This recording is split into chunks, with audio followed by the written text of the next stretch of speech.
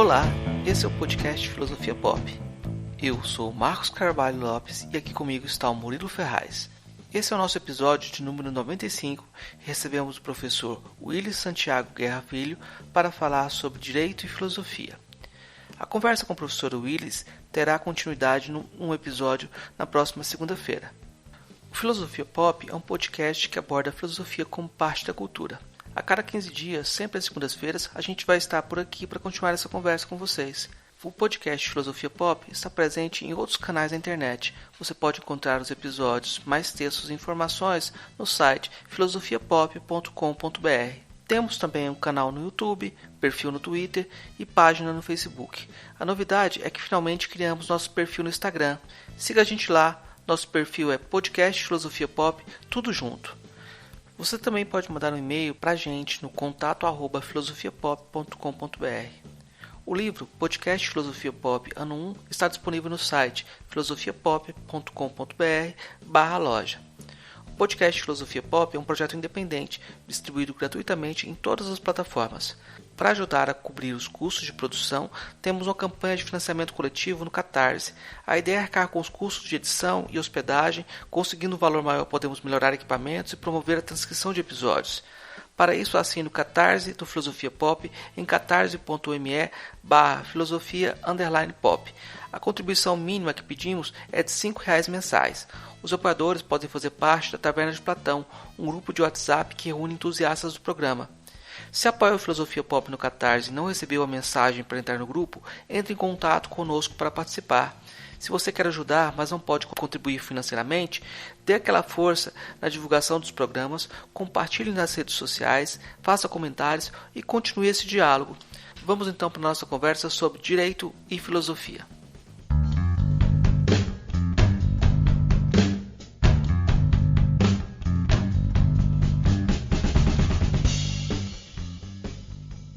Hoje a gente recebe direto de Fortaleza o professor Willis Santiago Guerra Filho. Ele é advogado, professor titular do Centro de Ciências Jurídicas e Políticas da Universidade Federal do Estado do Rio de Janeiro, professor permanente do Programa de Estudos Pós-Graduados em Direito da Pontífica Universidade Católica de São Paulo, doutor em Ciência do Direito pela Universidade de Bielefeld, na Alemanha, livre docente em Filosofia do Direito pela Universidade Federal do Ceará, doutor e pós-doutor em Filosofia pela Universidade Federal do Rio de Janeiro, doutor em Comunicação e Semiótica pela PUC de São Paulo, doutor em Psicologia Social e Política pela PUC de São Paulo, tem centenas de artigos, diversos livros e está aqui para conversar com a gente um pouco sobre direito e filosofia, né? Para começar a conversa, o senhor costuma dizer que dentro do direito, a filosofia está para o direito, assim como a matemática está para a engenharia. Como o senhor vê essa relação sendo desenvolvida? Explica melhor por que essa relação da filosofia com o direito. Muito bem, muito obrigado pela entrevista, Marco. Também pela pergunta. Você já começou, eu diria, muito bem, porque capta imediatamente um ponto central desta relação mesmo entre filosofia e direito, não é? Que eu costumo dizer nesta linha, e aí penso que esclarece de imediato a sua questão, que o direito é filosofia aplicada, né? E aí nesse sentido que eu faço essa analogia, fiz de fato essa analogia, não sei nem onde foi que você encontrou, deve estar por aí, né, em algum texto que circula ou fala que circula, eu não lembro de ter onde escrevi isso, mas é precisamente o que eu penso, que assim como a matemática, embora não seja um conhecimento instrumental, né, a matemática, né, é uma criação, né, da invenção, da criatividade, da invenção humana. É muito discutido também isso, né? Exatamente até que ponto a gente inventa ou descobre a matemática. Talvez um pouco das duas, uma mistura das duas, né? Enfim. E, no entanto, ela é, claro, instrumentalizada, não só pela engenharia, né, pelas ciências em geral, porém, na engenharia, ela é instrumentalizada para obter realizações sociais, né? Construções físicas. E o direito tem também esse papel de uma engenharia social, né? De propor e realizar construções para solucionar problemas da vida humana, dos conflitos, né? Sobretudo conflitos da vida em sociedade, das relações humanas. E nesse sentido, se houvesse essa percepção, né, que infelizmente eu lamento dizer que não há muito clara essa percepção no direito, que sem dúvida há na engenharia, né? Nenhum engenheiro duvida da importância da matemática para o seu ofício. E eu não posso dizer o mesmo, infelizmente, para os meus colegas profissionais do direito. Eu diria que aqueles que atingiram a melhor compreensão deste ofício, cada vez mais também compreendem a importância da filosofia para ele. E da filosofia do direito, claro, nós temos, afinal de contas, né, inclusive um setor um tanto quanto especializado da filosofia e do direito, que é a filosofia do direito. E é claro que é normal que primeiro o profissional do direito passe pela filosofia do direito, mas ele precisa ir além e chegar na própria filosofia, não é? Chegar na matriz, que é a filosofia. A filosofia do direito é uma derivação, e que, inclusive, aí eu também sempre destaco para os meus alunos, né, que a expressão, a filosofia do direito tem, como gostava de dizer o Heidegger, né, o sentido, o genitivo objetivo e subjetivo, ou seja, tanto tem uma filosofia do direito que é do direito, como tem a filosofia do direito que é da filosofia, né? E, ou seja, filosofia do direito, em termos mais simples, feita por filósofos, filosofia do direito feita por juristas. Tem diferenças, né? Mas, de todo modo, o profissional do direito costuma ter contato já na sua formação, na faculdade de direito, com a filosofia do direito, como uma matéria, né, do seu currículo. Né? E, inclusive, aí tem muita discussão em que momento deverá ser dada esta matéria. Eu entendo que deveria ser dada a todo momento. Eu acho que algo de filosofia do direito deveria estar presente em todos os semestres da faculdade. Mais importante, ou no mínimo tão importante quanto está presente em diversos semestres da faculdade, matérias clássicas, como direito civil, direito penal. Não é? Mas isso demonstra que também não há essa compreensão já na própria formação do profissional de direito. Então se fica discutindo em que momento seria mais adequado. Se no começo, claro, tem vantagens no começo e desvantagens. Então quem sabe no meio, também, vantagens e desvantagens. Mas não, aqueles que defendem o ideal é no fim, porque só no fim vai ser possível fazer filosofia, já tendo compreendido um tanto do direito, tá certo. Só que o aprendizado da filosofia, quando já se sabe um tanto de direito, tem uma qualidade, mas que não dispensa a importância, não é, deste aprendizado do direito junto com a filosofia desde o princípio. Afinal de contas, a própria matéria Introdução ao Estudo do Direito, como dizia e escrevia um professor baiano que, para nós, para mim, pelo menos, e para muitos, sobretudo na Bahia, mas penso que não só, é uma grande referência, chamado Machado Neto. Foi professor da UNB, um dos fundadores da UNB, né, sofreu aquela grande decepção com o projeto da UNB sendo abortado ou bastante deturpado com a ditadura militar, e isso talvez até contribuiu para o falecimento jovem dele, né? Machado faleceu jovem ainda, né? Mas deixou uma obra importante, e ele fala em sua obra de Introdução ao Direito que a disciplina Introdução ao Direito tem um caráter epistemológico.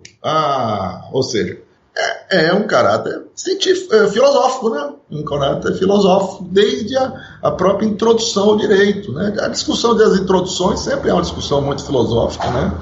E ele pontuou isso com muita precisão, muito cedo até, né? Ainda nos anos 70 ele estava já pontuando, colocando isso para nós. Eu tive a felicidade de, muito cedo, estudar direito com autores como este, e graças aí devo fazer o registro a minha querida, saudosa mãezinha, que era professora precisamente desta matéria, foi minha professora, minha grande professora de gerações, reconhecido isso aqui no Ceará, em Fortaleza, a importância de terem sido introduzidos ao direito pela professora Maria Magnólia Lima Guerra. E ela era, inclusive, ligada com Machado, nossas raízes baianas, né? E adotava o pensamento do Machado, que remete a um autor argentino chamado Cossio. O Machado era um cossiano, minha mãe também era uma cossiana. E o Cossio é uma figura muito interessante, que era um filósofo do direito que tinha muita influência da fenomenologia, né? Então ele combinava Kelsen, que é um filósofo do direito, digamos assim, como dizíamos, né? Muito importante, assim, né? Uma referência, embora ele próprio não se considerasse, né? O Kelsen mesmo não se considerava assim. Tem um episódio curioso do Kelsen com o nosso Miguel Reale, né? Esse sim, né? Professor de filosofia do direito, filósofo do direito, mas que também procurou dar contribuições para a filosofia em geral, né? Professor Reale. E disse que o professor Reale enviou o livro dele para o Kelsen, né? O livro dele de Teoria Tridimensional do Direito, ou algum outro livro dele, enviou para o Kelsen e com uma carta dizendo que estava enviando para o maior jurista e filósofo do direito vivo de todos os tempos, enfim, aquela retórica toda e tal. Aí disse que o Kelsen devolveu para ele um agradecimento, dizendo que o jurista agradece, mas o filósofo do direito ele desconhece, como sendo ele, né? Enfim, então o Cossio era um Kelsen misturado com fenomenologia, que gerou um produto muito interessante, né? E que foi a chamada teoria egológica do direito, que talvez só não fez mais sucesso devido ao próprio ego do autor, né? O nosso Cossio, assim, né, tinha um problema egológico, digamos assim, um ego muito expandido, e isso às vezes atrapalha na recepção, né, das ideias. Por exemplo, quando o Kelsen foi debater com ele, em Buenos Aires e tal, o Kelsen reconhecia a importância. Só que aí ele pega e grava, sem autorização do Kelsen, a conversa, porque ele queria demonstrar que o Kelsen aderiu às ideias dele. O Kelsen ficou evidentemente enfurecido e depois disso, enfim, né, arrefeceu completamente o entusiasmo dele com a teoria egológica que ele teve. Ele cita, mas não deu mais destaque como poderia ter dado se não fosse assim. Porque o Kelsen gostava do debate, ele foi um grande debatedor, né? Claro, ele sempre debatia para dizer que ele tinha razão, mas debatia, o que é uma grande virtude, que nos falta muito, sobretudo no direito. A gente, no Brasil, tem essa cultura, né, de considerar que quando alguém discorda é inimigo. E isso é o fim. É o fim do pensamento, infelizmente. Mas desculpa, eu estou falando muito, eu sei que não é assim que funciona. É que essa sua primeira pergunta já jamais vai falar tudo. Mas é claro, você deve ter outros, eu quero te ouvir. Eu acho que é interessante o caminho que o senhor tomou na argumentação, porque aí vem uma contraposição. Tem gente que vê a filosofia como a cereja do bolo, e tem gente que vê a filosofia como aquela que estrutura todos os ingredientes, né? Como se fosse a estruturação, a armação da construção. Mas eu vou te perguntar algo que seja nesse nível pessoal, que você colocou uma curiosidade da sua mãe ter essa formação em filosofia. Mas de onde veio a sua necessidade pessoal de formação filosófica na sua trajetória? Por que depois de toda uma trajetória você vai fazer doutorado em filosofia, por exemplo? Né? Como você se situa nesse jogo? Filósofo do direito? Ou onde você coloca a filosofia na sua trajetória? Muito obrigado também por essa pergunta. Você está conseguindo assim, acertar assim, bem no centro do alvo, viu, Marco? Impressionante. Só, antes de entrar nessa pergunta, me faltou só uma observação em relação à última, que talvez seja interessante, né? Porque naquela analogia também eu costumo com ela pressionar um tanto assim, meus ouvintes, né? Quando eu faço, no sentido de dizer, quando um engenheiro não aprende bem matemática, a gente pode constatar muito claramente os resultados até catastróficos disso, né? porque pontes caem, edifícios racham, e infelizmente essa deficiência, quando ocorre com o profissional do direito, que não tem uma sólida formação filosófica, ela não é assim tão evidente, ela pode ser disfarçada e levada adiante por muito tempo, e a pessoa, inclusive, apesar dessa deficiência, pode até ter sucesso. Às vezes até, quando estou mais pessimista, eu termino dizendo que pode até ser uma condição para ter sucesso, o que é péssimo, porque demonstra aquilo que eu falava no final da resposta, que nós estamos num ambiente cultural que, infelizmente, não favorece na disputa pelo destaque, ou seja, pelo sucesso, no sentido de, evidentemente, ter o reconhecimento pela sua prestação para a sociedade, nesse sentido, quando esse sucesso pode ser atingido por quem tem uma formação com essas deficiências, isso infelizmente leva ao insucesso da sociedade, que é o que a gente também, lamentavelmente, tem de reconhecer que ocorre na nossa, né? Nós estamos numa sociedade mundial, em geral, está demonstrando o seu insucesso, né? O seu fracasso. Tem as peculiaridades em todos os lugares, e o nosso fracasso, no momento, é um destaque internacional, né? É retumbante, do ponto de vista do que está acontecendo, claro, na esfera política, que é decisiva, e que está atrelada com a do direito, são as duas faces da mesma moeda, né? Então, o fracasso que estamos presenciando no país, da política do Brasil, tem tudo a ver, tem muito a ver com um fracasso no direito, e vice-versa.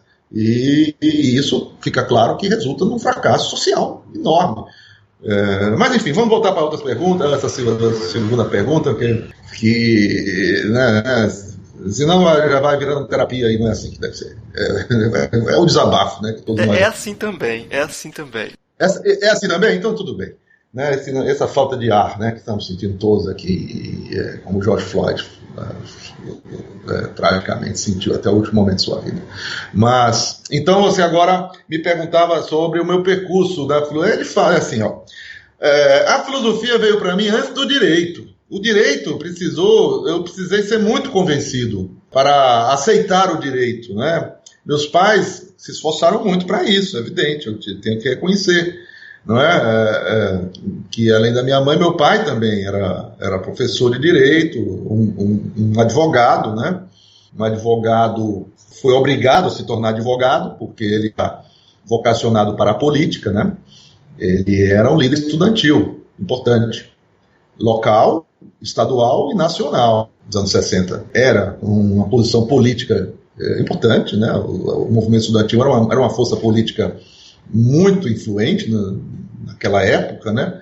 Naquela boa época, né? Naquela época da qual nós desviamos e até hoje não recuperamos o desvio, né, que tivemos em 60. Estamos claramente atolados no desvio dos anos 60, hoje, precisamente nesse momento da nossa história, o atoleiro, né, do desvio, não só desviamos e agora atolamos, assim, de uma maneira terrível, mas enfim. Então ele assumiu a secretaria da UNE, né? Então meu pai estava marcado, estava destinado para ser um político, né? Um político de destaque, né? Eu lembro ele dizendo que, na época, muito jovem ainda também, né? E ficava discutindo com a minha mãe, não sabia se já se lançava direto para deputado federal, ou já tentava logo o Senado, aquelas coisas do jovem, né? Governador, não sei. Havia toda uma esperança de que a juventude ia subir o mesmo poder nesse país, né? Com o João Goulart e tudo. E aí veio o corte, né? Veio o corte, a perseguição. E meu pai eu já tinha nascido, eu precisava me criar, meu irmão também. O meu irmão nasceu em 64, meu irmão mais novo, né? Quer dizer, depois do golpe, né? Mas, enfim, minha mãe grávida, eu com 2 anos ali para eles criarem, não tinha como perseguir o objetivo político, então foi para a advocacia, tomando remédio, né, para isso, na época era possível tomar anfetamina, né? Eles diziam que tomava Preventim para poder trabalhar muito, estudar tudo que ele não estudou na faculdade, porque ele não estudava os líderes estudantis. Eles faziam política, isso era altamente respeitado, ninguém ousava reprovar um líder estudantil, porque ele estava fazendo outra coisa, tudo bem. Aí ele teve que recuperar tudo que não tinha estudado, minha mãe ajudou, né? Porque minha mãe, ao contrário dele, foi a primeira aluna da turma durante todo o tempo da faculdade. Por isso ele estrategicamente também se aproximou dela, mas depois, é claro, se apaixonaram, mas teve uma estratégia aí, com certeza. Mas então, eles gostavam muito, né, de minha dedicação às humanidades, e que eu de fato, desde muito cedo, demonstrei, né, leitura dessas áreas. Mas quando eu dizia que queria enveredar por uma faculdade nessa área, né, filosofia, aí vinha sempre argumentos, né, mas a filosofia aqui é muito incipiente, aqui no Ceará, né? Não dá, enfim. E eles diziam, e sempre não, mas faça direito. Com direito, meu pai dizia, com direito você pode fazer filosofia depois de fazer direito, você pode fazer jornalismo, você pode até ser advogado, mas você não vai poder ser esse monte de coisa se fizer alguma dessas áreas específicas. Ou seja, eram grandes advogados, na verdade, que tinham muitos argumentos para defender as teses dele. Eu era apenas um jovem de 15 anos, lutando com gigantes, né? E de fato foi importante, foi muito. Ainda essa semana eu relembrava para ele, pessoalmente, no encontro que tivemos, virtual. Não para o meu pai, não, claro. Meus pais faleceram há muito tempo. Meu pai há 20 anos, minha mãe há 10 anos. Lembrava para o Técio Sampaio Ferraz Júnior, que é um professor de filosofia do direito, né, muito consagrado, aposentado da USP, ainda na ativa, na PUC, né, meu colega, portanto, de PUC, onde foi meu professor, né, foi um dos que contribuiu muito, talvez o que mais contribuiu, não sei, é difícil dizer, mas sem dúvida, um dos que mais contribuíram para que eu consolidasse a minha vocação acadêmica, né, para o exercício da docência e tudo. Bom, eu terminei me formando em Direito e também já me casei cedo, também precisava me manter na mesma situação, portanto, que o meu pai, né? Eu me vi condenado à advocacia, né? Só que ele, né? Quando surgiu a alternativa de escapar da advocacia para fazer o mestrado na PUC, ele deu todo apoio, né? Ele compreendeu que aí realmente a advocacia era algo que a gente fazia, mas não pelos motivos mais certos, fazia por uma questão de manutenção das condições da vida, mas não era aquilo que daria sentido à vida. Como nunca deu a ele, não daria a mim, né? Como nunca deu mesmo. E aí esse apoio foi fundamental, porque aí eu pude fazer o mestrado, né? E encontrei o Técio, por exemplo, né? Então o Técio, que eu já conhecia, aí que está. O Técio era amigo deles, e isso favoreceu muito o meu percurso. Eu gosto de registrar sempre esse fato de eu ter nascido numa família de professores, né? Que aí meu pai, além da advocacia, depois se tornou professor da Faculdade de Direito, né? Na área de processo, na área técnica do direito, que é o processo, né? E por onde eu entrei também, né? Eu entrei por essa porta, né? Eu terminei. Nesse momento eu queria dizer da importância desse encontro que tive com o Técio, quando eu estava para decidir, afinal de contas, o que faria. Havia já toda essa tendência para o direito, por dificuldade de conseguir defender o meu ingresso em outra área, por exemplo, a filosofia. Teria sido a minha opção número 1, se eu tivesse deixado por eles livre, como eles diziam, né? Não, aquela coisa, você é livre, escolha o que quiser, mas na área de humanidades é direito, né? Se for para a área de ciências naturais é medicina, se for para outra área é engenharia, quer dizer, aquela coisa, você é livre para escolher direito, medicina ou engenharia. Ou seja, aí o Técio foi uma figura importante naquele momento, porque eu já estava quase que não convencido, mas conformado em fazer direito. Porém, o encontro com ele foi importante porque ele foi alguém que fez as duas coisas, né?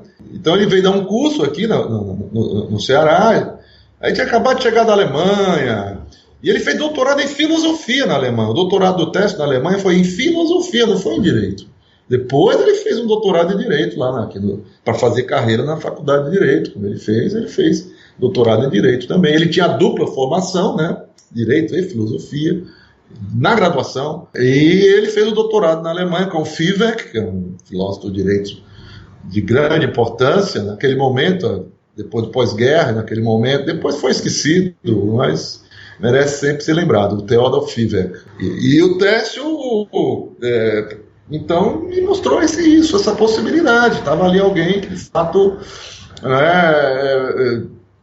gostava, como eu, de filosofia, mas encontrou um caminho no direito e mostrou que o direito também levantava questões filosóficas importantes, que para lidar com ela precisava de uma formação especializada em direito, de algum modo, e essa própria formação também trazia informações e conteúdos, e essa ligação com a vida prática que não se encontrava nas formações mais teóricas mesmo, como a filosofia, né? E daí eu fui fazer, gostei muito do primeiro ano, porque era um ano, naquela época, chamava básico, né, o núcleo básico. A única disciplina que eu tive durante o primeiro ano foi da minha mãe, que era muito introdução ao direito, que era muito boa também. Minha mãe é filósofa do direito, a introdução à filosofia do direito. E no mais era sociologia, todas as outras matérias, né? Eles se concentravam no básico. A gente fazia, inclusive, fora da faculdade de Direito, na Humanidades. Lá fui assistir aula com o Manfredo Araújo, que tinha acabado de chegar da Alemanha também, tinha feito o doutorado dele também na Alemanha. Fomos para lá, fui lá.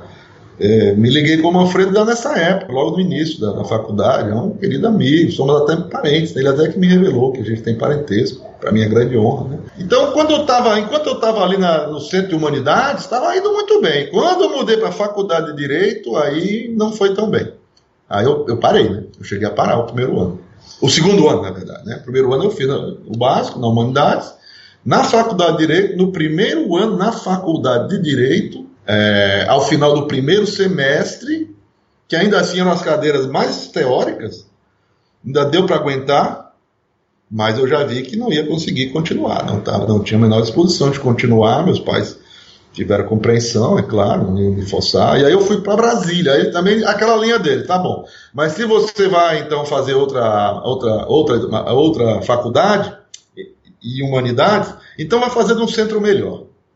Vai fazer um centro melhor que aqui, enfim, nem sei se corresponde assim, aos fatos, né? Não quero fazer julgamento sobre as condições. Por exemplo, filosofia não tinha na Universidade Federal, né? Foi fundada muito posteriormente, eu até participei, eu estava no conselho aqui na Universidade Federal do Ceará, quando aprovamos o curso de filosofia da Universidade Federal do Ceará.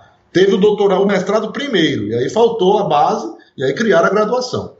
O Manfredo e tal, em torno do Manfredo se criou isso. Então, era incipiente, de fato, né, naquele momento, essa área aqui no Ceará, e depois floresceu, né? Floresceu. Então, é bem essa ideia. Bom, então, já que é para fazer, vai fazer num centro mais desenvolvido. Nessa época eu estava muito fixado em antropologia. Aí, antropologia tem o Museu Nacional no Rio, mas tem também a Escola de Brasília, que é muito boa, vai para Brasília. Tem sua tia lá, eu era menor nessa época, né? Eu tinha 18 anos. Eu era menor, nesse tempo, para ser maior civil, tinha que ser 21 anos, né? Era maior penalmente, não era civilmente. Maior, né?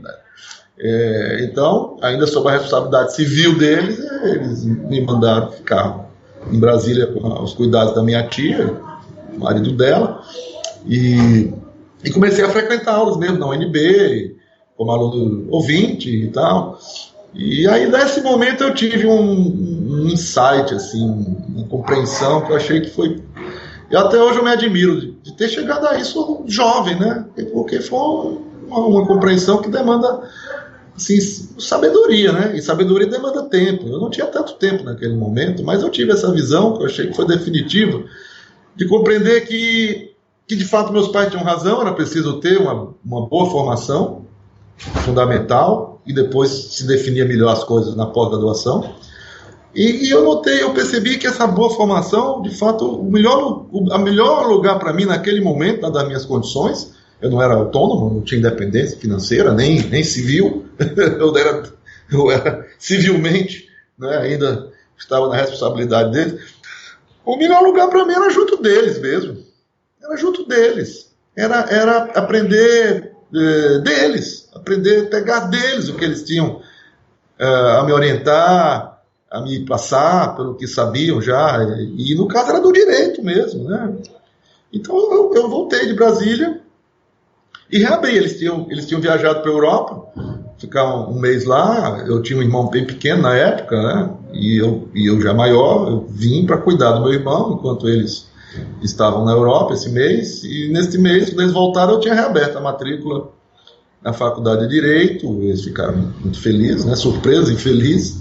E eu, inclusive, na época era possível você se matricular em disciplinas nos 2 períodos da faculdade. Eu terminei fazendo em 2 períodos e recuperei até o tempo, digamos assim, perdido, que não foi perdido, foi ganho.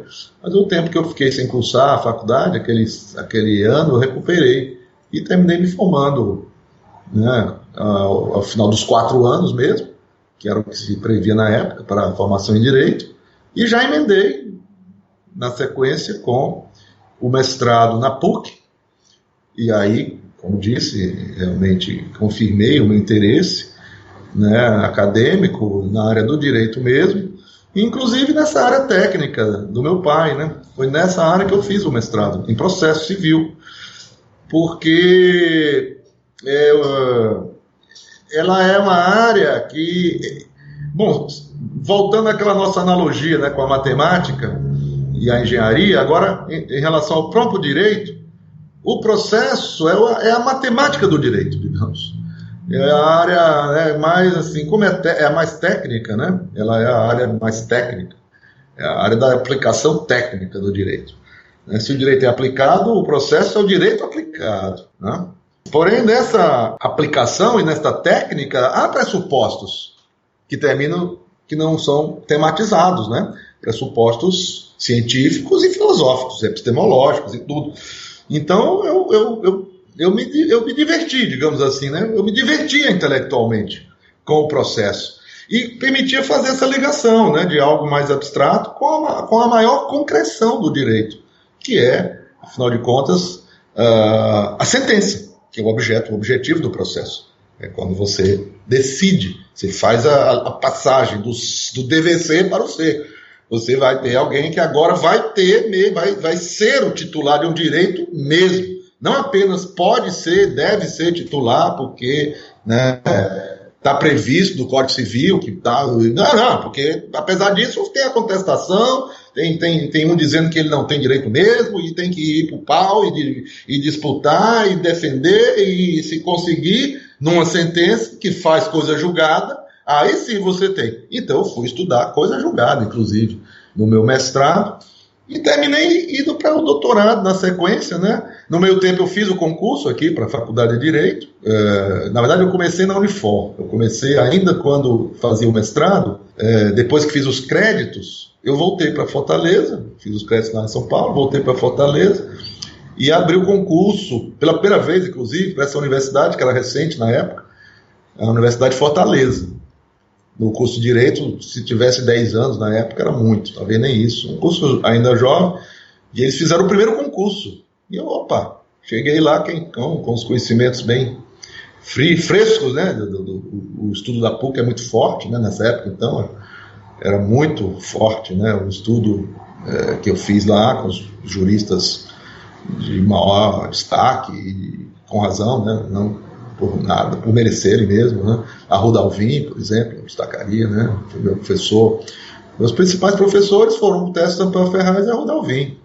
Ou seja, para mim, o que tinha de melhor naquele momento, em cada de suas respectivas áreas. O Tércio na filosofia, na teoria, fiz 2 matérias com ele, e o Alvim no processo, no direito civil, fiz o restante das matérias com ele e com a mulher dele, que é da mesma escola, né?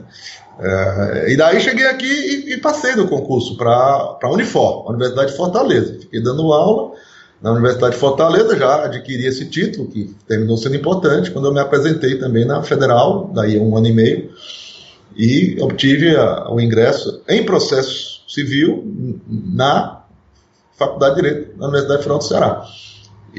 Só que eu já estava engatilhado no meu doutorado, e de fato eu só dei o meu primeiro semestre completo na Faculdade de Direito da Universidade Federal do Ceará, quando eu voltei do doutorado na Alemanha, né, que já foi fim de 89. 89 eu voltei no final, ainda completei o semestre, eu dei um pouco do semestre de 86 e depois o restante do semestre de 89, porque de 86 a 89 eu fiquei na Alemanha para o doutoramento, um doutoramento que era para ter sido em Frankfurt, porque eu estava discutindo o que se pode chamar uma filosofia do processo, quer dizer, eu estava justamente, a minha intenção era discutir no doutorado os aspectos filosóficos do processo.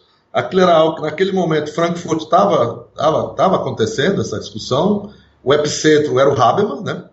Era Jürgen Habermas, né? O epicentro dessa discussão, da ligação entre direito, política, pela filosofia, pela sociologia, tendo a figura do processo como a categoria de ligação, né? Conhecia professores de lá, da Faculdade de Direito, da Escola Crítica, né? da escola de Crítica de Frankfurt, mas no Direito, e a minha orientação, o meu projeto era para ter sido desenvolvido lá. Porém, o DAD, que era o órgão financiador da pesquisa, né? Eu venci um concurso também, tudo por concurso, né? Eu venci um concurso nacional merecer o apoio do DAD para fazer o doutorado, né? Com bolsa deles. E aí aconteceu uma coisa muito estranha, né? Foi considerado muito estranho, inédito, assim, pelo menos do conhecimento do pessoal de Frankfurt, que foi um parecer do DAD dizendo que o meu projeto eu faria melhor em Bielefeld do que em Frankfurt. E aí eu fui desviado para o Luhmann, né? Não para o Luhmann como orientador, porque o Luhmann não era orientador de tese da Faculdade de Direito. Havia esse óbice, inclusive, contra o qual depois eu tive a oportunidade de ouvir dele próprio a crítica a que o projeto da universidade tenha se desviado dessa maneira, que ele é fundador da Universidade de Bielefeld, né? Ele é um dos fundadores. Mas ele então estava lá na sociologia, restrito na sociologia, porém foi para a universidade dele, ser orientado por um teórico do processo que eu tive que reconhecer que era o principal teórico do processo. Como teórico do processo, o principal era aquele que eles estavam me indicando, o Grunsky. Então, quer dizer, aquela coisa, alemão é difícil ser contestável, infelizmente até, né? Porque eles têm os argumentos fechados, tem muita fundamentação, mas pode faltar algo mais, né? E não a fundamentação racional, né? O Habermas agora sabe disso, na época até ele não sabia ainda não, mas enfim. Então, eu fui desviado para Bielefeld, fui fazer doutorado em Bielefeld e terminei sendo orientado por um cara que era um grande teórico do processo e do direito civil e várias áreas do direito, um cara assim, fantástico, assim, um jurista excepcional, porém com alergia à filosofia. Ele tinha alergia a leite e eu dizia assim, não dizia para ele, né, para não ofender, mas dizia para os amigos, para minha mulher na época, ele tem alergia à filosofia também. Ele não pode ouvir falar a palavra. O professor, uma vez eu estava me reunido com ele numa reunião de orientação, entra o professor de filosofia, bate a porta, pede licença, só um minuto, não quero interromper, é só para lhe entregar um trabalho que eu acabei de publicar. Ele, muito obrigado, colega, pegou o trabalho. Assim que o cara bateu a porta, ele jogou o trabalho no lixo. Acho que foi uma performance dele também para me assustar, né? Porque já estava entre nós instaurado o debate de que eu não podia botar filosofia na minha tese. Se eu fosse por filosofia, eu ia para Frankfurt. Ele dizia desse jeito. Não, então você vai para Frankfurt, melhor você ir para Frankfurt mesmo, vai para Frankfurt. Porra, eu também já estava, meus brios nordestinos também já estavam meio, né, assim, desafiados, né? Eu digo, pô, também não é assim, né? Tá bom, aí eu resolvi, eu adotei com ele a mesma coisa que eu tinha adotado com meus pais, né? Eu digo, pô, vamos aprender com ele o que ele tem para me ensinar, que de fato ele tem. Vamos aprender com ele. Depois eu vou para Franco. Eu até ia bastante. Eu mantive relações lá com o pessoal de Franco, mas eu insisti em fazer com ele a tese, né? Demorou muito, ele me deixou, eu entreguei a primeira versão da tese em 89, ele só foi me chamar para defender em 92. Eu acho que ele quis me deixar envelhecer, o que não deixa de ter uma certa razão, né? Ele me achava muito novo, A primeira coisa que ele me disse quando me viu, em alemão, né? Mas você é muito novo. O senhor, né? Que ele trata assim. No pronome de tratamento, né? Majestático, né? O senhor é muito novo. Né? Que eu posso fazer? Mas já escrevi isso aqui. Aí dei para ele. Não falei isso, né? Mas eu já estava na mão com a minha dissertação, né? Feita aqui na PUC. É o meu trabalho de maior fôlego. Ainda até hoje eu baixo a minha dissertação. De lá saiu muita coisa que eu fui desenvolvendo depois, né? Inclusive teórica, né? A minha dissertação tinha muita reflexão, além da preparatória para reflexão específica da tese, que era uma tese sobre um problema intrincado de processo civil, e eu dizia, para resolver um problema tão intrincado, a gente tem que se preparar muito bem. Para se preparar muito bem, a gente tem que discutir muito bem a metodologia. E aí fiz toda uma discussão de metodologia, de teoria, enfim, de filosofia, de muita coisa. Tem até um episódio engraçado. A gente era muito amigo dessa família Rudalvin, né? Quer dizer, eu ainda sou, né? Meus pais não são mais, faleceram, mas a amizade veio deles, né? Afinal de contas, eram 2 casais de professores, né? Que se aproximaram, e desde a minha infância eram amigos, e conheciam de infância também. Então eu estava um período na casa deles, escrevendo a tese. Na casa deles, na casa da família Rudalvin, do casal, né? E que tem uma biblioteca excelente, né? Tinha uma das melhores bibliotecas à disposição para escrever a tese na casa dele. E eu estava lá escrevendo, e um dia o Rudalvin, né? Chega. E a gente tinha uma relação muito boa, né? Nossa, tínhamos, né? E falávamos de tudo, conversávamos de bastante. Um cara muito culto, né? Aí ele um dia chega para mim, lá na salinha que eu estava escrevendo, fala assim: olha, comprei agora um livro muito interessante que eu acho que depois você vai gostar de ler. Que bom, Alvin, qual foi? Não, um livro sobre o cinema do Fellini. Então me empresta logo. Não, agora não, senão você vai citar na tese. Essa foi a forma sutil, ou não muito, que ele encontrou para dizer, pô, você está abusando aí das suas referências nessa dissertação, não é dissertação, né? Foi muito importante esse toque. Ele disse, puxa, eu acho que eu estou indo, eu sempre preocupei em me tornar assim, muito ridículo, né? Tanto ridículo a gente sempre é. E eu digo, acho que eu estou indo para o muito ridículo já. Melhor eu focar mais isso aqui na literatura jurídica, porque o toque foi fantástico, foi magistral, né? Não, agora não, senão você vai botar aí na tese. Pô, então é isso. Fiz lá com o Brunski, mas me tornei amigo do Luhmann, né? Aí isso aí é talvez um capítulo à parte aí da nossa conversa, se você quiser. Essa relação que eu fiz com o Luhmann, que foi muito importante para mim, né? E para minha contribuição depois também. Terminei trazendo para o Brasil o estado do pensamento dele naquele momento, que ele tinha feito a chamada virada autopoética, né? Naquele momento que eu estava lá, ele estava fazendo o que ele vai chamar no livro dele, Sistemas Sociais, a virada autopoética, introduzindo a ideia da autopoiese do Maturana, que aliás estava lá em Bielefeld também, quando eu cheguei, né? Estava dando um curso a convite do Luhmann, o Humberto Maturana, que é o autor, junto com o Varela, dessa ideia da autopoiese na biologia, né? A biologia do conhecimento. O Luhmann leva para a sociologia, né? E na sociologia dele, como ela é uma sociologia, né, altamente teórica, em geral, uma sociologia altamente filosófica, que é fruto da recusa dele da filosofia. Ele conscientemente recusou a filosofia, que foi um gesto, a meu ver, de grande significação filosófica.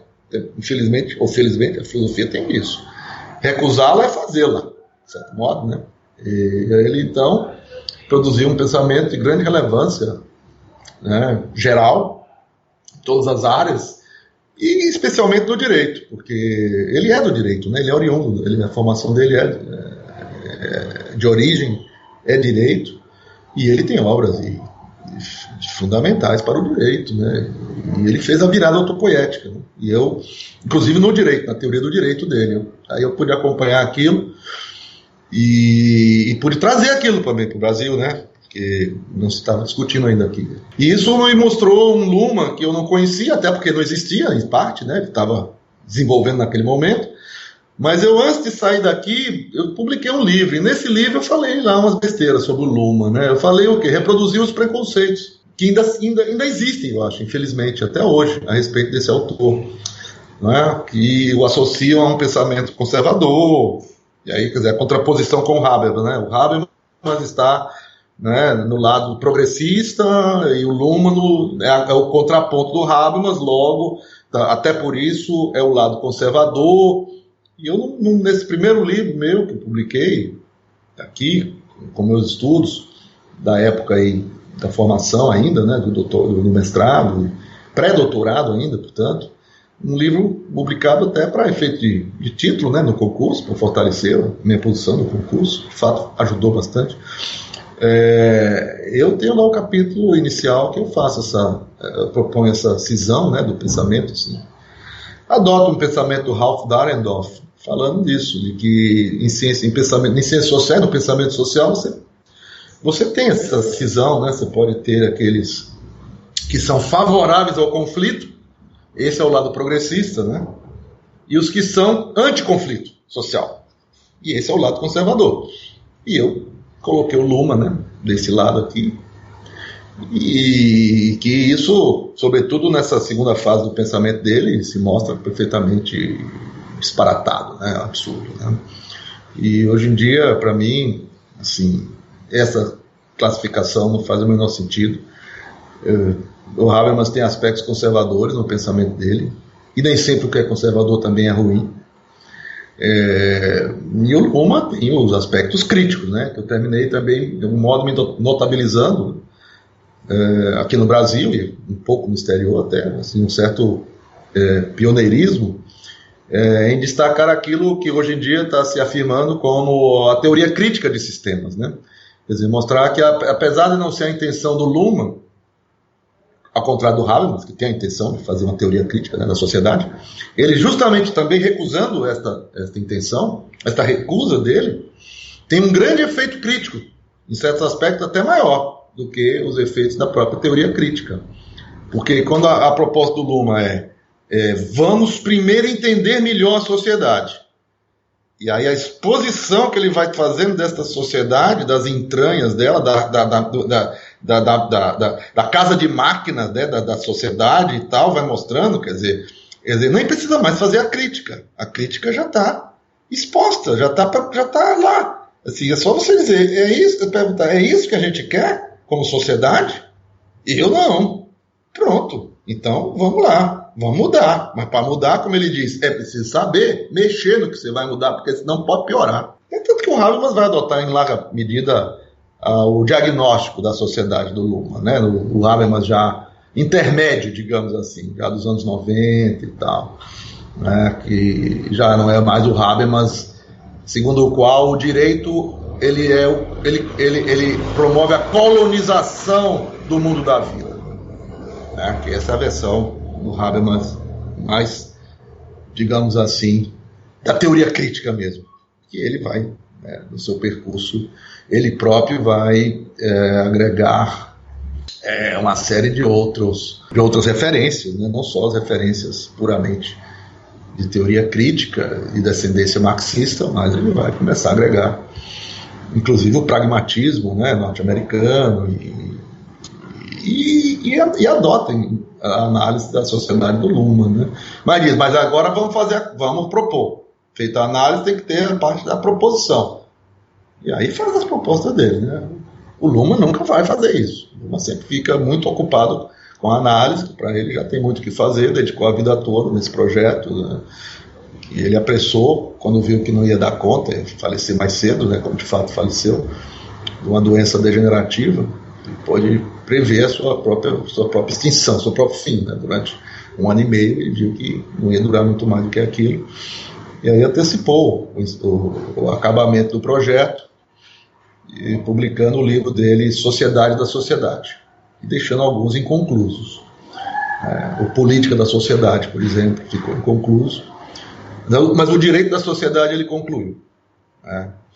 e foi uma contribuição muito importante, né, para a teoria do direito. Portanto, é também uma contribuição para a filosofia do direito. É que nem o Kelsey, né? Não queria fazer filosofia do direito, mas foi um filósofo do direito. E dos bons, dos maiores mesmo. E ele também não quis fazer filosofia e nem filosofia do direito, mas hoje em dia eu acho que eu já vejo o Luhmann compendiado aí em manuais, em obras assim, né, didáticas de filosofia, como um filósofo importante do século XX, né? E é mesmo. E eu tive esse privilégio de conviver com ele, de privar, né, da amizade dele mesmo. Eu falei assim, eu não fui aluno regular dele. A gente se conheceu e teve vários encontros, né, casuais ou marcados, né, para conversar e discutir. E isso para mim foi muito importante, né? É isso, falou pra caramba, né? Eu acho que já esgotei a pauta, né? Eu poderia fazer várias perguntas a partir daquilo que o senhor expôs agora, mas eu acho interessante que na sua resposta já ficou, de certa forma, indicado que a filosofia para você é um modo de vida que tem uma herança tanto da sua mãe quanto do seu pai. Tem uma herança filosófica e uma herança militante, uma herança política, né?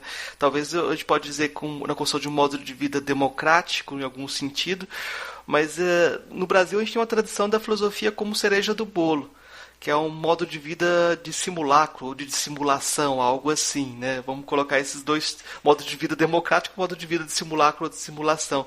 E essa tradição é muito forte. Por exemplo, quando a gente fala de leis para inglês ver, né?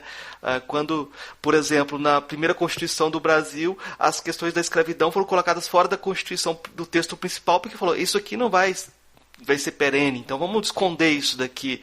Ou vamos colocar o primeiro artigo da Constituição de 1988, né, que já fala da dignidade humana e sem pensar nessas condições de instauração dessa dignidade humana em termos mais amplos. Como que o senhor vê essa relação do direito com a filosofia no Brasil? Vamos fazer essa crítica agora do sistema aplicar aqui. Vamos sim. Nossa, em primeiro lugar, eu queria dizer para você que você captou muito bem, não é, Marco? Assim, quero até te agradecer, né? Assim, você me mostrou algo que sempre, a gente tem sempre, usando a teoria também do Luhmann, né, o ponto cego, né? Ele fala muito do ponto cego, né? A gente tem o ponto cego da gente, a gente não se enxerga, né? Não enxerga. Ninguém se enxerga, né? Você não se enxerga. Quando a gente diz assim, você não se enxerga, a gente quer dizer, você não se enxerga muito, né? Quer dizer, porque, de fato, ninguém se enxerga. E achei muito interessante como você captou algo em mim que eu concordo, né? De fato, a minha vinculação, assim, com a filosofia é desse modo que você colocou mesmo, viu? É modo de vida e que tem necessariamente também a ligação com o aspecto político, né? Quer dizer, é bios, né? Bios teoreticos, politikos, né? Vamos dizer assim. O bios já é politikos, né? Que tá, né? Não é zoon, né? Não é zoon. Usar um pouco aí a coisa do Agamben, né? A diferença entre zoon e bios. O bios já é um modo de vida, né? E sendo um modo de vida já é político, né? Não é um modo de vida natural, né? Zoológico, é político.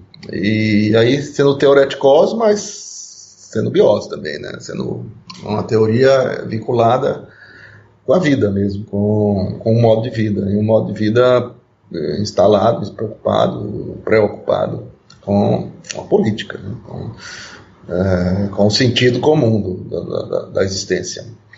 E, de fato, isso aí é uma herança mesmo, né, assim, vem dos pais, né? Eles tinham isso, meu pai, claro, mais, assim, enquanto vida ativa, né?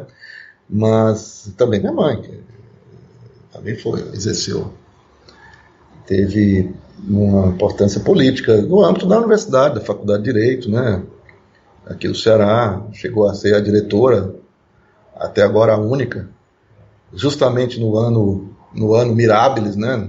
No ano do centenário da faculdade, ela enfrentou muita oposição por causa disso, e com certeza, em grande parte, por ser mulher, né? Apesar de todo o prestígio que ela já tinha como consolidadora da pós-graduação em Direito aqui no Estado, lá na universidade, né? Na Faculdade de Direito, ela foi reconhecidamente a pessoa responsável pela consolidação da pós-graduação em Direito lá na faculdade, e assim se credencia para ser diretora, mas enfrentou muita resistência, né?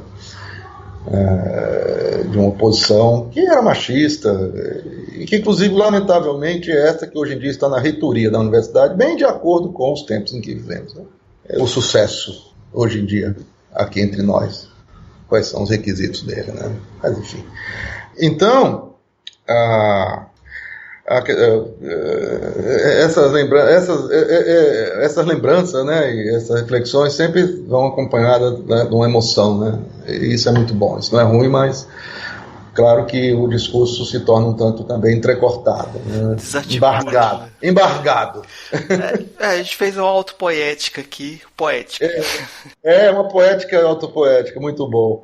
E aí que você coloca, né, da questão esse simbolismo, né, que fala o meu amigo, companheiro de estudos da Alemanha na época, o Marcelo Neves, né, esse simbolismo da Constituição, simbolismo constitucional, simbolismo jurídico no Brasil, né.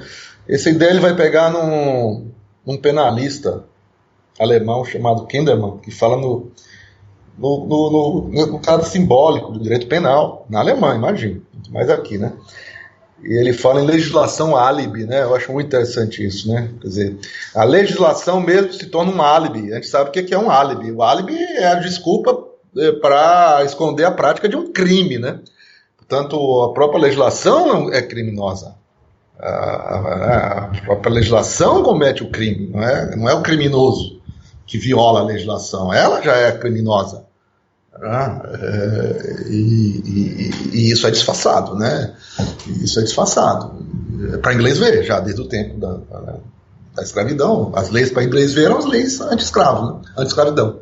Eram essas leis feitas para inglês ver, porque o inglês começou a cobrar, que queria que se implantasse no Brasil as máquinas dele, né? Não era por outro motivo, né? Porque eles próprios eram escravocratas enquanto precisaram. Então fazer a lei para o inglês ver e achar que, como tinha a lei, aquilo era o que valia, e não é, né? Não era e não é até hoje, né? A Constituição está lá, de fato, com esse compromisso com a dignidade humana. Eu me lembro que eu fiquei tão feliz quando eu vi aquilo. Eu estava na Alemanha, né? E na Alemanha, de fato, foram eles que iniciaram isso, né? Eu acho que a Alemanha, eles quando saíram da Segunda Guerra, né? Saíram com um grande débito moral, né? Político com a humanidade, né? E estavam lá ocupados, né, pelas forças aliadas ocidentais e pela União Soviética também, do outro lado oriental. E que era assim, lado oriental, lado ocidental, né? Lado oriental União Soviética, lado oriental basicamente Estados Unidos, Inglaterra, e a França só simbólico também, né, para dizer que tinha alguma coisa. E aí esse lado ocidental, patrocinado pelos Estados Unidos, impôs que eles instalassem uma democracia liberal, né, e fizessem uma Constituição e se reconstitucionalizassem, e tudo bem. E eles colocaram o primeiro artigo, né, célebre, da Constituição, que nem chamaram de Constituição, tiveram ainda essa malandragem, né, que até o alemão tem também às vezes, de não chamar de Constituição, né? Chamaram de Lei Fundamental, Grundgesetz. E diziam lá no último artigo, né? Essa lei fundamental vai vigorar até o dia em que o povo alemão, novamente reunido, puder, em Assembleia Nacional Constituinte, fazer a sua Constituição. Uma coisa assim, do ponto de vista da teoria, perfeita, mas um gesto, um modo de resistência também, sutil, né? Bem feito, e dizer, vocês estão nos impondo uma Constituição? Não é assim que se faz Constituição. Constituição, pelo que a doutrina constitucionalista ocidental diz, é feita por uma constituinte, num processo revolucionário, inclusive, de preferência. Tudo bem. Então vamos fazer a lei fundamental.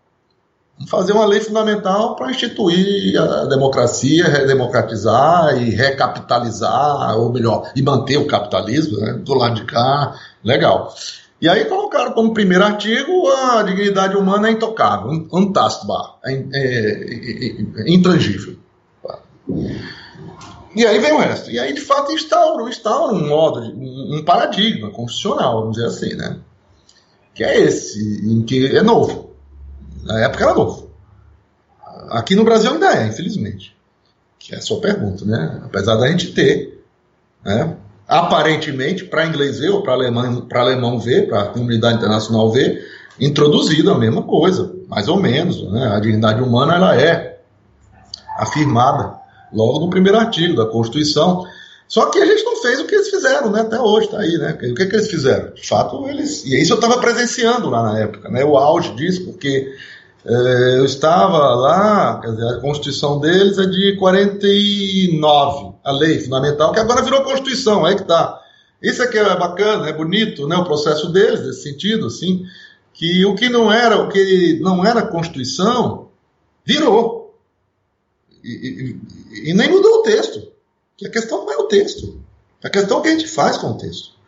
Né? Você pode deixar o mesmo texto, quer dizer, o texto deles super enxuto, o nosso muito mais exuberante, né? Um barroco, né? Constitucional, podemos dizer, e o deles ali, aquela coisa, né, calvinista, seca, exuberante, esquálida, direta, mas eles fizeram. A partir daquilo, eles fizeram essa revolução, digamos assim, né? De você, como eles dizem lá, um autor deles diz, você não é direitos fundamentais, né? Porque a dignidade humana dela se projetam direitos fundamentais, né? Na verdade, a ideia é essa, a ideia deles, inclusive. Os direitos fundamentais são o invólucro desse núcleo essencial que é a dignidade humana. Então, a dignidade humana é intocável, ela é intangível, portanto, ela se constitui em um núcleo duro, que não pode ser rompido, não pode ser, né, afetado, mas ela tem um invólucro. E o invólucro são os direitos fundamentais. E aí esses direitos fundamentais, inclusive, eles se chocam. E nesse choque, eles fazem com que um ceda para o outro, e só para o outro, e não para mais nada, mas nunca ao ponto de violar o núcleo essencial, de ceder ao ponto de haver a invasão da dignidade humana. Então é todo esse jogo que precisa ser feito, e eles vão dizer, o direito vale na medida em que os direitos fundamentais são respeitados, e não o contrário, os direitos fundamentais são respeitados na medida em que haja um direito que permita isso. E a gente claramente aqui no Brasil estava nessa de respeitar direitos fundamentais na medida da razão de Estado. Até se respeitava, mas se a razão de Estado, que na época se chamava segurança nacional, estiver afetada, ou seja, o núcleo duro, o núcleo essencial, intangível, era a segurança nacional. E em nome dela você podia fazer todas as violações, como de fato fizeram, de direitos humanos, direitos fundamentais, enquanto direitos humanos, mesmo se não estivesse consagrados na Constituição, que de fato não estavam muito não, mas alguma coisa já tinha. Mas ante a segurança nacional, se fosse um subversivo, acabou. A um subversivo não era dado o tratamento do direito que era para quem era cidadão de bem. Ou cidadão de bem, né? Quer dizer, não tem a ideia do cidadão, né? Não é todo mundo cidadão. Cidadão tem os de bem e os de mal. E os de mal são subversivos, não são nem cidadãos, isso aí a gente pode massacrar e fazer o que quiser. Então essa é a situação da Alemanha nazista, né? Assim, guardada as devidas proporções. E foi isso que na Alemanha quiseram superar. E foi isso que, passados 30, eu estava lá em 86, 89, em 89 iria fazer 40 anos, né, da Constituição e desse trajeto deles. E era uma história de muito sucesso, né? Quer dizer, de fato, eles fizeram essa revolução jurídica, essa transformação, quer dizer, do direito em algo que está colocado a serviço do cidadão e não permite a instrumentalização, né, do cidadão a qualquer poder, seja do Estado, seja da sociedade, ainda que esse poder tenha respaldo jurídico, que sempre tem, né? O poder sempre tem o respaldo. Mas, então, você pode fazer uma contraposição a partir do próprio direito com o que está no direito que não está direito, do ponto de vista da dignidade humana, do respeito aos direitos do cidadão, nesse sentido. Então, eu me lembro que eu acompanhava a Constituinte de longe, né, de muito longe, nessa época não tinha essa facilidade que temos de saber o que estava acontecendo, a gente se informava com muita precariedade do resultado, do andamento e do resultado da Constituinte, né? Então, por exemplo, a gente viu com muita tristeza e não pôde se instaurar entre nós aquilo que, a meu ver, eu reputo o maior defeito, que causa, uma das causas principais, não é a única, mas sem dúvida, uma das principais causas desse desastre todo. Estamos presenciando, sobretudo ultimamente, né? A coisa vinha capengando, digamos assim, mas agora a gente está paralisado, a gente está na UTI, na cadeira de rodas, ou seja, a gente conseguiu realmente chegar a um ponto de uma falência, né, desse ideal, né? Esse ideal faliu completamente, assim, não que ele perdeu a sua validade, ele faliu aqui entre nós. A gente pode fazer a recuperação e deve fazer, e vamos fazer, né? Estou comprometido com isso, fazer a regeneração, a recuperação do ideal. Mas o ideal, assim, os empresários, a empresa do ideal faliu, né? Ao contrário da Alemanha, né? E então eu via como era importante, né? De algum modo, ter essa referência à dignidade humana na Constituição. A gente não tinha tido a instituição que conduziu o processo, é isso que eu quis dizer. Na Alemanha, a gente não tinha obtido na Constituinte, por força do Centrão, né? Já na época existia, o Centrão começa lá, né? Não é agora. Que impediu esse avanço, que era a instituição de uma Corte Constitucional, de um Tribunal Constitucional específico, diferente do Supremo. O Supremo é o órgão de cúpula do Judiciário. Mas é preciso ter um órgão de cúpula da República, que é o tal da Corte Constitucional, que foi inventado pelo Kelsen, na Áustria, no período de entreguerras, e que na Áustria não resistiu ao momento histórico, não existiu a anexação pela Alemanha, evidente. Mas quando a Alemanha se recompõe, aí ela traz. Aí ela dá razão a Kelsen, que naquele momento foi vencido pelo Carl Schmitt nesse debate. Houve um debate teórico sobre isso. Quem é o guardião da Constituição? O Kelsen dizia, é para ser uma corte constitucional. E o Schmitt dizia, é para ser o Führer. E ganhou Schmitt. Perdeu o mundo e a Alemanha. Depois, então, da derrota dessa posição, na guerra, inclusive, né? O projeto do Kelsen é resgatado. É reinstituído na Áustria a Corte Constitucional, e a Alemanha também institui a Corte Constitucional, e dos países todos, em geral, na Europa e fora da Europa, na África, na América Latina, quando vai redemocratizando, reconstitucionalizando, vai criando cortes constitucionais. E a gente não fez. A gente deixou o Supremo da ditadura. O Supremo composto ideologicamente pela afinidade política com os generais ditadores, presidentes que nomearam os membros dele. E isso sobre um aspecto pessoal, que não é o único, e nem sequer talvez o mais relevante. Porque o principal é um aspecto mesmo estrutural, institucional. Não é? Porque aí, aí nós temos esses problemas, aí é evidente para todo mundo. Né? Um Supremo com dificuldade de se impor aos outros poderes. Porque alegam, com razão, né, é preciso dizer, que ele tem um déficit de legitimidade política. E que tem mesmo. Uma Corte Constitucional não tem, porque eles são eleitos pelo parlamento, porque eles têm mandato, porque eles exercem o poder, podendo ser responsabilizados pelos seus atos. Então, eles têm os 3 requisitos do poder republicano, mesmo quando é monarquia, como na Espanha. Tem mandato, eleição e responsabilidade. Pô, é isso que nos falta no Supremo.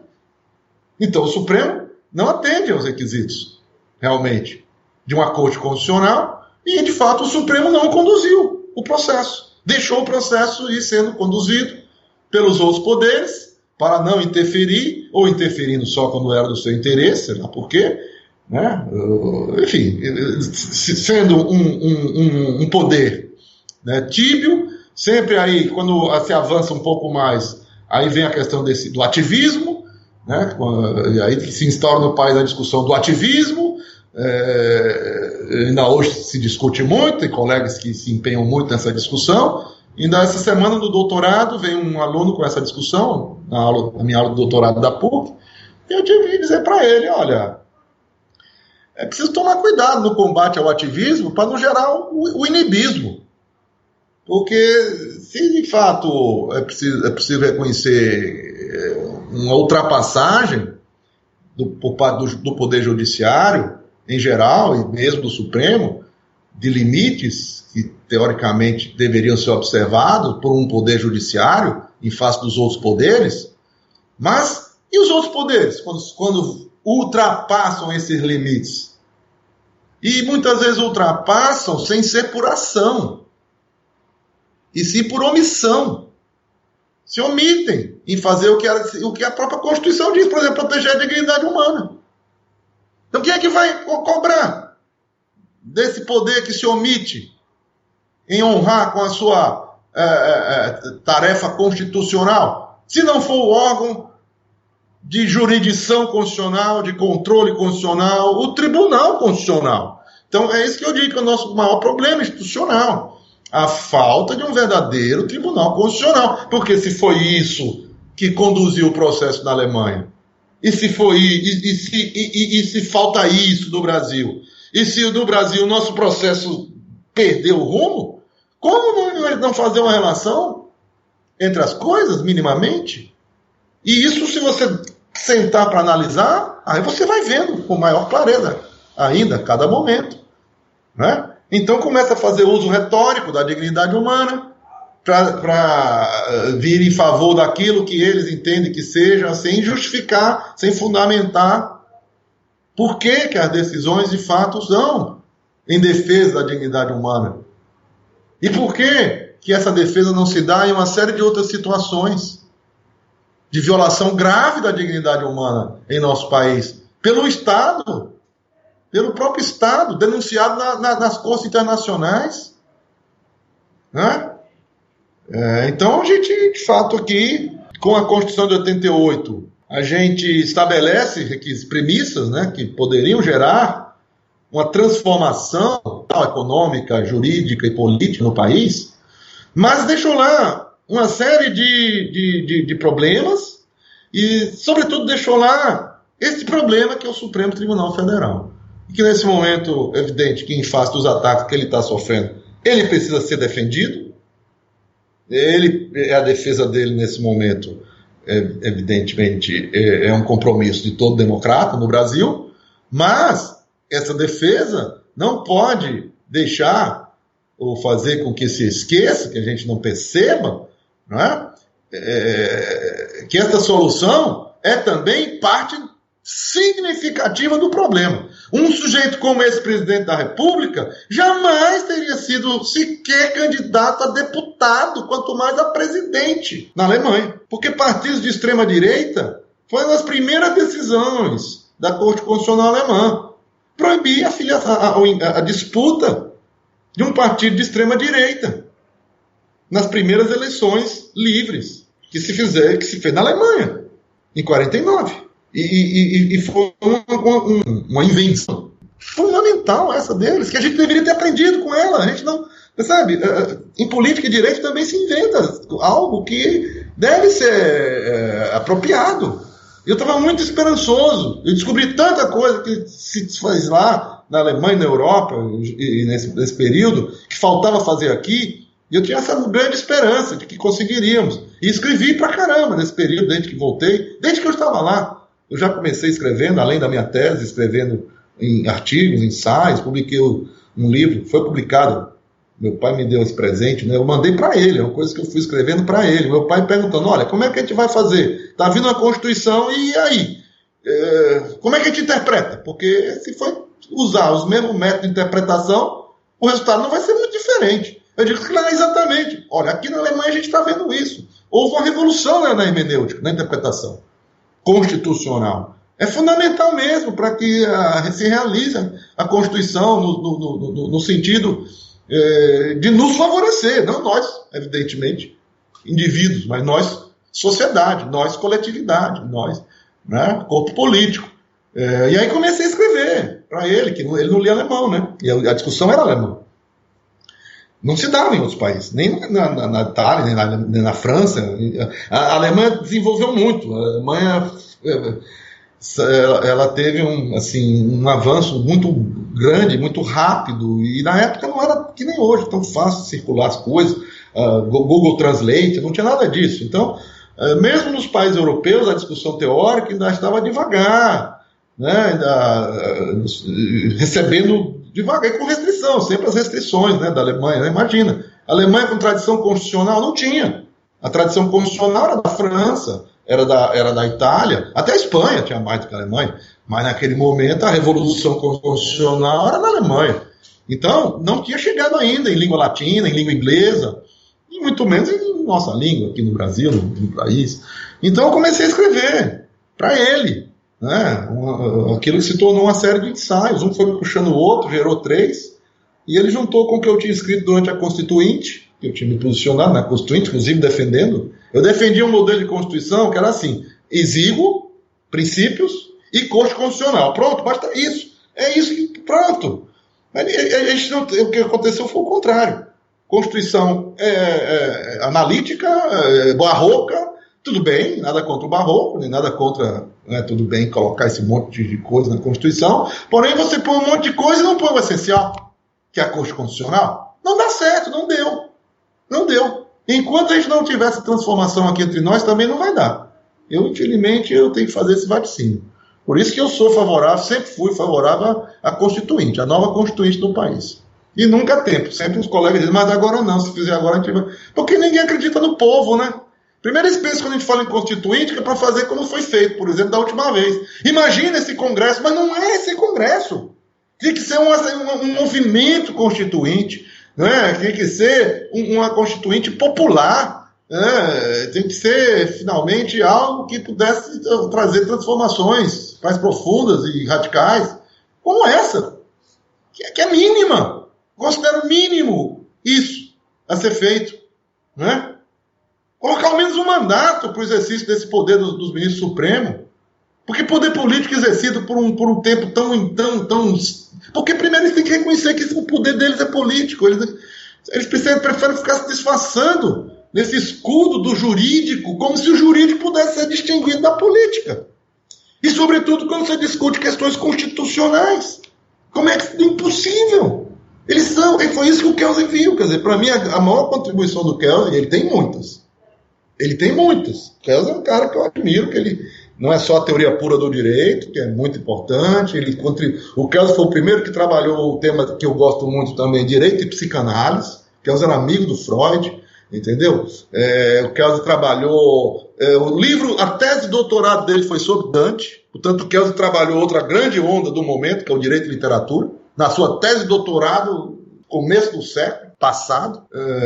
Então, agora, a maior invenção dele, para mim, a maior contribuição dele para a humanidade foi o tribunal, o modelo de jurisdição constitucional concentrada num tribunal constitucional, eleito do parlamento, com mandato, com reconhecimento de que o que se faz no controle de constitucionalidade é uma tarefa, ao mesmo tempo, jurídica e política, tendo que equilibrar os dois aspectos da melhor maneira, né? Porque é disso que se trata se quiser resolver bem uma questão constitucional. E os aspectos são outros envolvidos, não são só, quando eu falo política, é no amplíssimo sentido, cultural mesmo, né?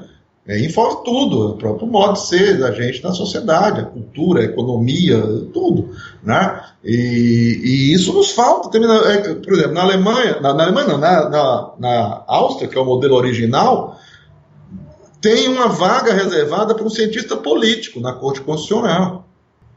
Mas esse é o começo. Quer dizer, se a gente tivesse avançado nisso, a gente já estaria na compreensão de que, na verdade, na composição dessa corte, Não precisa nem ser necessariamente um jurista. E se for um jurista, que pelo menos o seu notório saber se faça notar na sua trajetória, nas suas obras, que aqui a gente tem ministro que chega lá por questão de parentesco, por questão de compadrio, por questão, né, de compadrio mesmo, que a gente conhece, que é da área, sabe quem são, como é que são os compadrios que levam, os conchavos pessoais que levam alguém a ser ministro supremo. Talvez só agora, finalmente, quer dizer, o Lula agora sabe a importância do ministro supremo, mas eu não sabia quando nomeou os que nomeou, muito menos a Dilma. Essa sabe até mais, talvez, do que o Lula. Mas não sabia quando nomeou quem nomeou. Está aí a prova. A atuação deles, no caso dela. Entendeu? Então, nomeia ministro supremo pensando que é ministro do Tribunal de Contas para atender um conchavozinho, um azeitozinho político de ocasião naquele momento, e entrega na mão da pessoa o destino da nação por 30 anos, 20 anos, que aí dão mesmo um jovenzinho, como muitas vezes, né? Que aí esse fica 25 anos, 30 anos, achando que aí vai ter compromisso. Não tem compromisso com mais ninguém uma vez nomeado. Compromisso com ele mesmo e com quem ele quiser ter. Não tem o menor compromisso. O cara não tem um histórico, vocês não sabem do cara, o que é que ele faz. Ele puxou o saco um certo tempo de certas pessoas e com isso ele chega lá e depois dá um pé nesse mesmo saco. Eu queria combinar algo com você que vai pra gente decidir o caminho da conversa, que é o seguinte: eu cheguei à conclusão psicanalítica que a gente precisa de uma segunda parte da entrevista. O que o senhor acha? É um prazer. Você coloca questões que me estimulam muito. E eu lamento que eu termino me estendendo, né? Newton da Costa. Então, a gente fez entrevista com o Newton da Costa, a gente fez duas partes. A gente colocou a primeira parte, a trajetória dele, e a segunda parte, a lógica paraconsciente. E até agora, eu não falei de... Eu não consegui chegar no paradigma imunológico. E eu quero chegar... E eu quero chegar nele. Estamos. Então, eu sei, mas essa segunda parte é necessária para a gente desenvolver isso bem e ligar com a Covid-19. Eu acho que a gente precisa de uma segunda. Mas para fechar essa primeira parte da conversa, a minha pergunta é a seguinte: é como se a gente tivesse hoje a democracia ameaçada, mas eu diria que mais ameaçado ainda está a república e as instituições republicanas, em certo sentido, porque há uma corrosão interna. Na própria possibilidade dessas instituições servirem a seus fins de combate à desigualdade, na luta por um bem comum, né? A gente tem outros termos que são muito comuns hoje no debate filosófico. Muita gente fala de injustiça epistêmica, epistemicídio, porque tem muitas vozes que não estão sendo levadas em conta ou estão sendo menosprezadas, ocultadas, silenciadas nesse contexto político atual. Como é que se vê essa situação atual em relação à república e a esses conceitos de injustiça epistêmica, epistemicídio? Muito bem. Em primeiro lugar, quer dizer que fico muitíssimo honrado de ser colocado, como você acabou de fazer, na companhia do Newton, né? Porque o Newton é uma das nossas glórias, né? Assim, do pensamento, né? No Brasil, né? Um sujeito de um reconhecimento internacional que poucos dos que vivem no Brasil, tem gente brasileira fora daqui que tem parecido, mas ter esse reconhecimento e se manter aqui, inclusive voltou a morar na sua região, né? Que ele é de Curitiba, mas optou por morar em Florianópolis, né? Bem mais agradável, todo respeito a Curitiba. E que eu tive a felicidade de conhecer através do professor Miguel Reale, né? O Newton tinha uma ligação com o professor Reale. O professor Reale, uma pessoa que, enfim, teve uma participação, tem uma trajetória política ligada ao pensamento mesmo conservador e até integralista e não sei o quê, como sabemos, e depois compromisso lá com a ditadura, tem essa estrutura ideológica, né, mais autoritária mesmo e tal, mas apesar disso, né, nem por isso deixou de ser uma figura humana de muito significado, né, cultural para nós, e o Newton tinha um débito pessoal com ele, não sei se chegou a comentar no chat com você, enfim, não é o caso também. E tinha um vínculo, portanto, pessoal com ele, que terminou propiciando que a gente também se encontrasse nos eventos que o professor Reale promovia, e que ele tinha a ideia, teve muito cedo, ele me convidava, né? O Reale, ele me deu espaço, né? Algo que não é comum no nosso país, essa coisa de... E ele fazia isso, né? Ele fazia, não foi só comigo. E eu muito novo, inclusive, né? Então tem todos esses preconceitos aí, né? Que se tem, né? Enfim.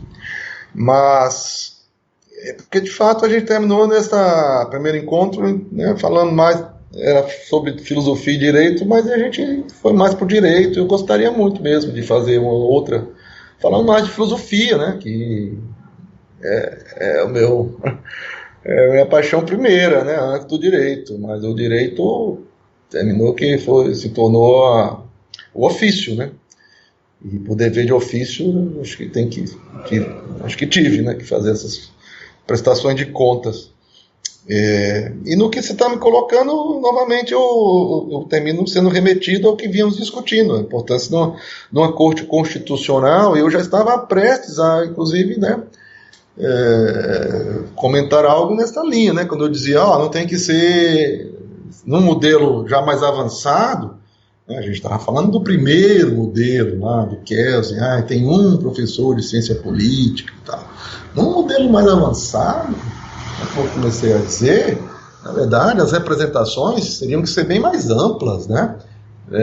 Numa corte dessa que vai discutir questões atinentes à sociedade toda, né? Então, a representação desta sociedade tem que ser uma representação muito mais coerente com a própria sociedade, no sentido de que há setores que também precisam ser representados e que tradicionalmente não são, porque são abafados, porque são combatidos e desreconhecidos, desqualificados de uma maneira absolutamente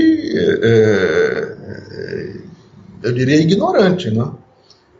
Fruto de uma ignorância em relação à importância que tem saberes tradicionais, por exemplo, saberes de comunidades das mais diversas etnias,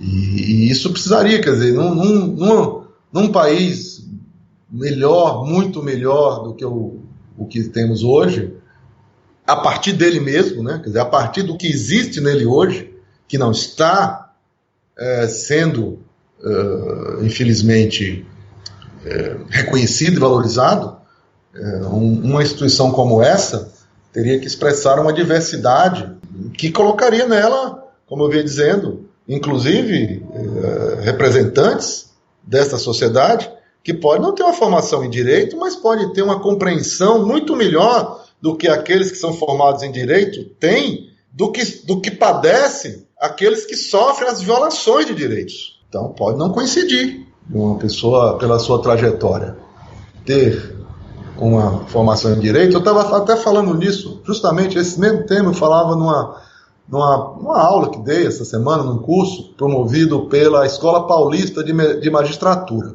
E lá eu dizia na minha fala sobre esse ponto, né, que não há que temer a falta de conhecimento jurídico necessário para exercer, inclusive, um alto cargo desses, que é de magistratura, mas é político também. Eu lembrei até o exemplo, por exemplo, dos presidiários, que no que diz respeito ao direito penal que toca a eles conhecem perfeitamente, sabe os artigos, sabe tudo. Então a gente aprende direito também de um outro modo, até mais profundo e consistente, sofrendo o direito, padecendo desse direito, né? Não, quer dizer, do que não está direito do direito também, evidentemente, né? Padecendo do modo como esse direito é exercido, é aplicado, é imposto ou é desconsiderado também. Simplesmente, como dizíamos, né? Considera que é para inglês ver e não leva em conta. Então isso termina gerando uma violação de direitos, né? Direitos que estão. Não precisa ir para a Declaração Universal de Direitos Humanos, não, porque aquilo já está tudo aqui dentro, embutido, incorporado. Não precisa apelar para nada que não esteja, como dizem em direito, positivado aqui. Os direitos estão amplamente positivados no Brasil. Positivados no sentido, né, se fala em direito, que é o sentido literal, do positum latino, que é o posto. Está posto. Está posto. Mas o fato de estar posto, infelizmente, não é suficiente para que seja imposto. E o que termina sendo imposto é violação desses direitos.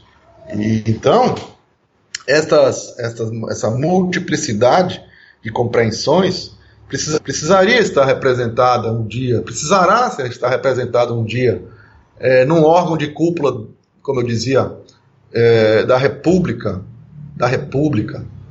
como é uma Corte Constitucional, tal como eu vislumbro. Eu cheguei até a propor, em um certo momento, algo assim, né?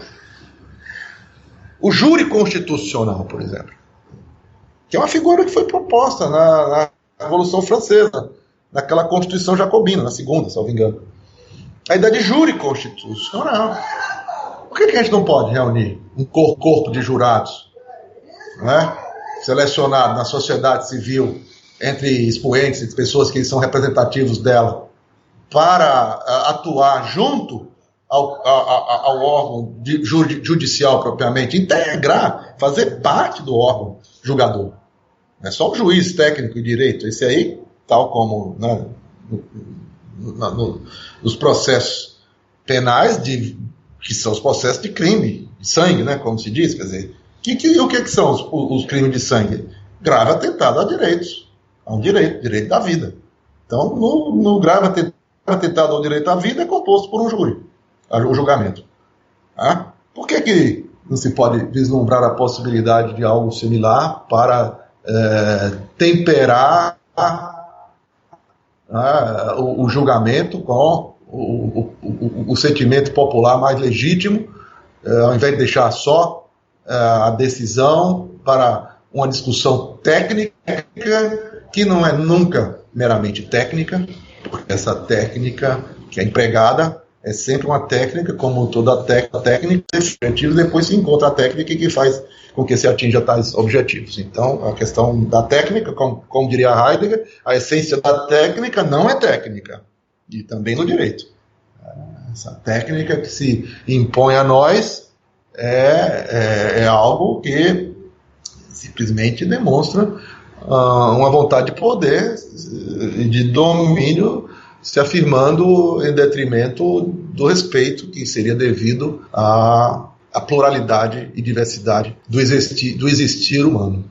Não sei se... Não, eu acho que respondeu bem. Eu acho que a gente fecha, então, essa primeira parte da entrevista. Na segunda parte a gente vai falar de muitos outros temas, como Ubuntu, direito, poética, linguagem, o paradigma imunológico, esse contexto de pandemia, homo sacer. Eu acho que tem muita coisa pra gente conversar ainda. Então, ótimo.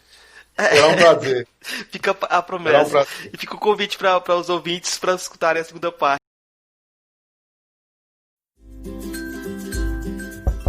Ei, gostou do nosso episódio? Apoia a gente lá no Catarse, é só R$5 por mês, o preço de um cafezinho. Ajuda a gente a continuar divulgando a filosofia no Brasil. catarse.me/filosofia_pop.